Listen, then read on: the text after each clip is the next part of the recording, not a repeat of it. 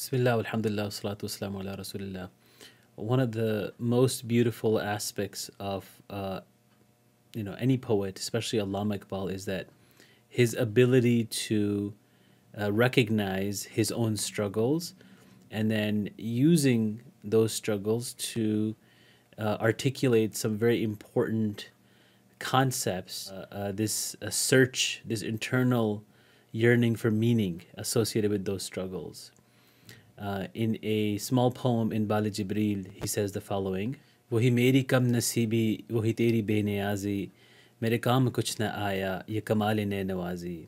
So he's speaking to Allah subhanahu wa ta'ala and he's saying, how unfortunate I am and how free of need that you are, that this perfection of poetic art that I have, that I was able to learn over the years, hasn't benefited me. Even though I've learned all this, I still consider myself as unlucky because it hasn't really brought me much benefit. And then he says, "Oh Allah, मैं कहाँ हूँ तू कहाँ है, ये मकान के ला मकान है, ये जहाँ मेरा जहाँ है कि तेरी करिश्मा साजी." He says, where am I, O Allah, and where are you?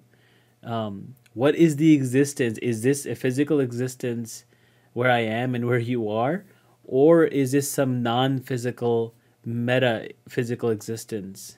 This world that I see as my world, is it anything but your marvelous creation, magical place that you have created for me? And then he says, these questions that I'm asking have led to the following: इसी कशमकश में गुजरी मेरी जिंदगी की रातें, कभी सोज़ो साज़े रूमी, कभी पेचो ताबे राज़ी. That this internal struggle is how I have spent the nights in this world, in my life. Sometimes I am caught in the yearning, the pain, the love, the passion of Rumi, and other times I'm struggling with the philosophical, the rational, logical thoughts of Imam Fakhruddin Razi. He's describing actually the crux of his work and his poetry and his thought. That on one hand, he talks about and he struggles with this passion, this love, this desire to know Allah subhanahu wa ta'ala, to have an attachment with the divine that Maulana Rumi and others had. And on the other hand, to rationally, logically, philosophically understand our existence and understand Allah subhanahu wa ta'ala from the perspective of Imam Fakhruddin Razi. But then he brings out a very valid point, right? We live in a very physical, hedonistic world. Our existence is contingent upon, our physical existence is contingent upon certain aspects like feeding ourselves and running towards materialism. So he says, वो फरेब खुर्द शाही के पला होकर गिसों में उसे क्या खबर के क्या है रह रस्म शाहबाजी. He says, if you take a shaheen, if you take a falcon and you have vultures raise that bird, then it's going to be caught up and deluded by, I need to take care of myself, I need to feed, and then just running after the materialistic world.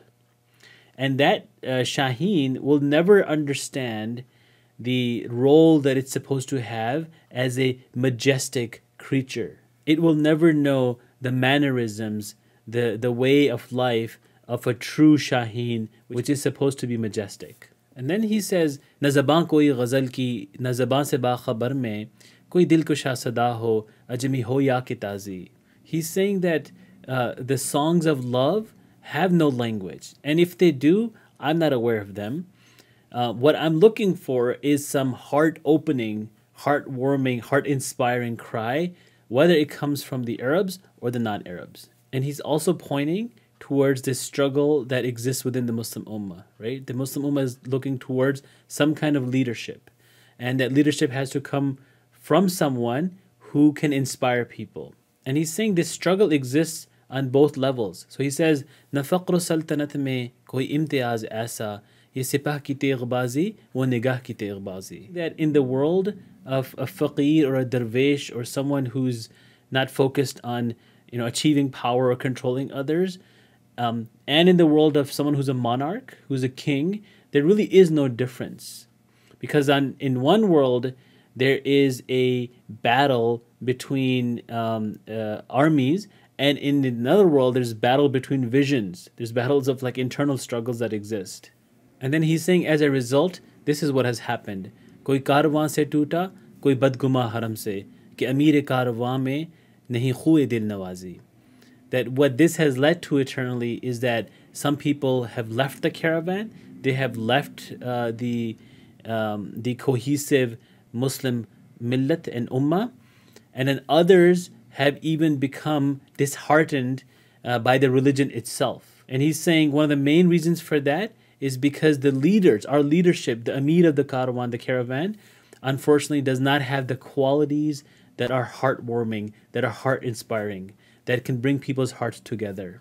All in all, this poem is very good in describing the struggles that Allama felt, the struggles that a lot of Muslims feel, the struggles that exist in whether you approach Islam from a metaphysical Sufi passion perspective or a rational perspective.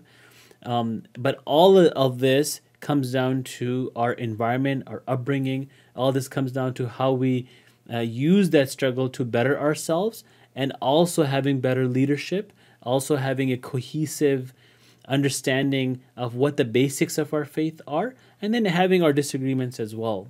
Because ultimately for Allama Iqbal and for all the Muslims, the ultimate goal is to know our Creator and to have a stronger, better, loving, emotional connection with our Creator. May Allah help us. Ameen.